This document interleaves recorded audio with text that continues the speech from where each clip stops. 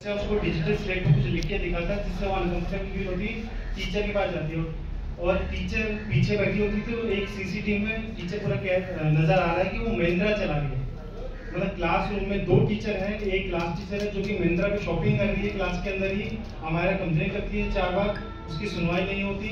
और फिर जो 1 तारीख को हमारा 5 बार कंप्लेन करती है और 5 बार में उसको हर बार टीचर भगाती है, हर बार उसको ऐसे दिखा एक्शन से भी भगा रही है और 1 मिनट तक हमारा कंप्लेन कर रही है, लेकिन सुनवाई नहीं हो रही। उसके हाव भाव से, उसकी जो बॉडी लैंग्वेज से पता लग रहा है कि वो बहुत परेशान है, वो बहुत डिस्ट्रेस में है, वो बैठ नहीं पा रही है। ये टीचर को, दूसरी सब्जेक्ट टीचर दोनों को दिख रहा है, लेकिन किसी ने भी ये नहीं बोला कि बेटा तू इधर बैठ जा, या उसको उसकी जो भी सुनवाई थी उस पर काम नहीं किया।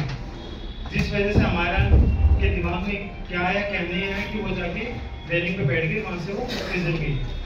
ये हमने एसएचओ को भी बोला, एसीपी को भी बोला कि साफ साफ नजर आ रहा है कि जब 1 तारीख को सुबह अच्छी भली है, गोलगप्पे खा रही है, डांस क्लास में डांस कर रही है 1 घंटे तक, उसके बाद में 11:30 के 12:20 तक ऐसा क्या हो गया, वो साफ साफ नजर आ रहा है। तो आप इस पर क्यों नहीं अरेस्ट करते, क्यों नहीं ठोस कदम उठाते? तो कह रहे हैं नहीं, हम बयान ले रहे हैं सभी बच्चों के। वो कहते हैं, एसीपी कह रहे थे कि जरूर इसमें कुछ हुआ है, नजर आ रहा है कि यहाँ कुछ हुआ है, लेकिन कोई अभी कुछ बता नहीं रहा। तो ये तो पता लगा उन्हीं का काम है। टीचर से पूछताछ नहीं हुई। टीचर से मैंने पूछा कि मैडम आप 1 मिनट तक कंप्लेन कर रही है, तो आप बताओ ना क्या बोल रही थी, क्या बात हो रही थी? कहते नहीं, हमारे तो ये कहती थी कि मुझे पढ़ने की जगह मुझे ये बच्चे परेशान कर रहे। मैंने पढ़ा ये तो 5 मिनट में खत्म हो गई, वो तो 1 मिनट तक आपके पास कंप्लेन करी जा रही है, लगातार ऐसे इशारे करते हुए कंप्लेन कर रही है, उसके बाद भी 5 बार आ गई है।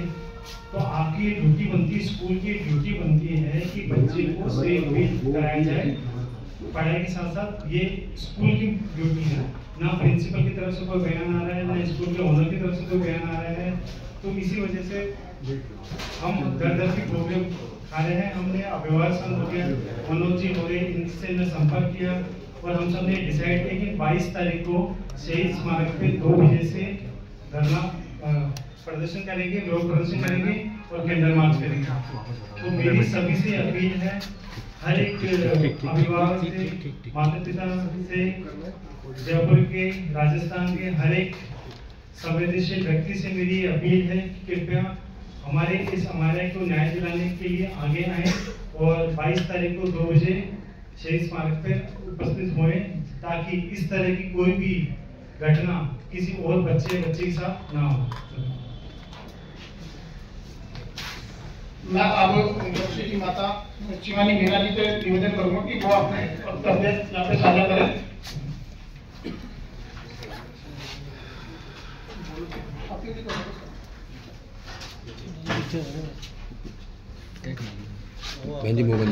मोबाइल नीचे करो।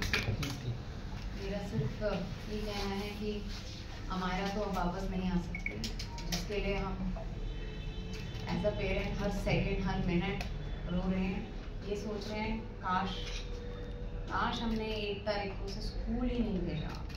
काश हम जब जयपुर शिफ्ट हुए 3 साल पहले तो हमने नीरजा मोदी में एडमिशन ही नहीं करवाया होता। यहाँ इतने काश हैं कि काश उसका स्कूल चेंज कर दिया होता, काश ये कर दिया होता, काश ये कर दिया होता। अब हमारा नहीं वापस आ सकती, पर ऐसे बहुत सारे बच्चे होते हैं जो टीचर से या पेरेंट्स के पास आते हैं हेल्प के लिए। एज अ पेरेंट हम हमेशा उनकी बात सुनते हैं, हम कभी भी उनको बार बार धुतकारते नहीं हैं।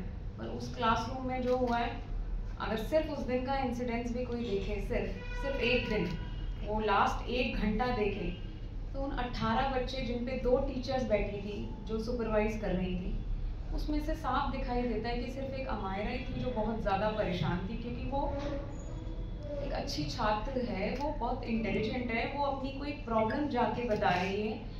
1 बार टीचर ने मना करा, कोई बात नहीं, 5 बार टीचर ने उसे भगाया है। वो दिखाई दे रहा है कि वो ऐसे कर रही है, आंखें खोल रही है, सर पकड़ रही है, बैठ नहीं पा रही है सीट पे।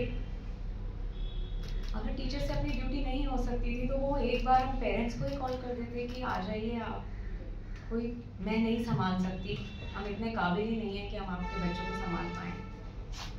कहीं पे भी किसी ने सीढ़ियों पे जाते हुए मायरा को 1 बार नहीं पूछा, बेटा ग्राउंड फ्लोर पे तेरी क्लास है, फर्स्ट सेकंड थर्ड क्यों चढ़ रही है?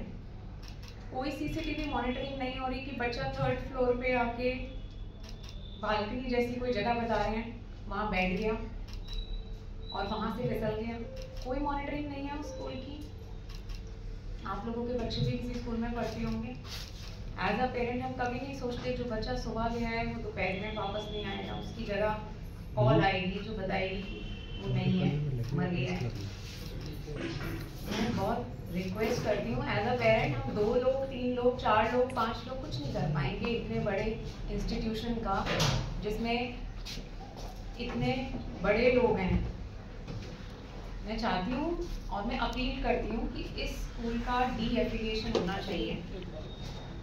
इसमें बहुत ज़्यादा मात्रा में छात्र पढ़ रहे हैं। ऐसे स्कूल्स का डी-एफिलिएशन होने के कारण एक सारे स्कूल्स को एक मैसेज मिलता है कि आपको सिक्योरिटी नॉर्म्स को फॉलो करने ही पड़ेंगे, क्योंकि यहाँ बच्चों के जीवन का सवाल है। जब माँ बाप गाड़ी से उतरते हैं तो पहले बच्चों को उतारते हैं। घरों में हम सब नेट लगाते हैं या रेडिंग सूची करते हैं। स्कूल्स को भी ये स्टेप लेने ही पड़ेंगे, उनको देखना पड़ेगा यहाँ कोई कीड़े मकोड़े नहीं आ रहे पढ़ने के लिए, यहाँ बच्चे आ रहे हैं हम सबके, जो हमारे जान हमारे जिगर का टुकड़ा होते हैं, जिन्हें हम स्कूल भेजते हैं। हम उन्हीं के लिए सब कुछ करते हैं और उन्हें स्कूल भेजते हैं ये सोच के कि स्कूल उनका ध्यान रखेगा और वो सुरक्षित वापस आएंगे। स्कूल का बिल्कुल डी-एफिलिएशन होना चाहिए। दोषी टीचर, स्कूल की प्रिंसिपल मिसेस इंदु दुबे और स्कूल के प्रमोटर मिस्टर सौरभ मोदी, इनके अगेंस्ट एक्शन होना चाहिए। मेरी आप सबसे अपील है, हम लोगों ने ये 22 तारीख को एक विरोध प्रदर्शन रख रहा है, वहाँ आप लोग ज़्यादा से ज़्यादा मात्रा में आए, जुड़े। और इसको मुझे लगता है कि ऐसा टॉपिक ना बन के रह जाए जो जयपुर की बाउंड्री या राजस्थान की बाउंड्री में ही खत्म हो जाए, दफन हो जाए। ये मेरे ख्याल से नेशनल इशू है। बच्चों को स्कूल में जो बुलिंग करी जाती है, शायद एज अ पेरेंट हम बहुत ज़्यादा अभी शायद जागरूक नहीं हो पा रहे हैं, बट बाहर ये सब बुलिंग बहुत ऑफेंस है। इसमें टीचर्स को देखना होता है कि बच्चे को परेशान ना किया जाए, थोड़ा सा काउंसिल करना होता है, या टीचर को एक बार प्यार से कहना होता है, बेटा तू इधर आके बैठ जा मेरे पास। बस इतना सा कहने में एक बच्चे को बहुत सहारा मिलता है। प्लीज आइए, हमारी मदद करिए, बस यही रिक्वेस्ट है। आपको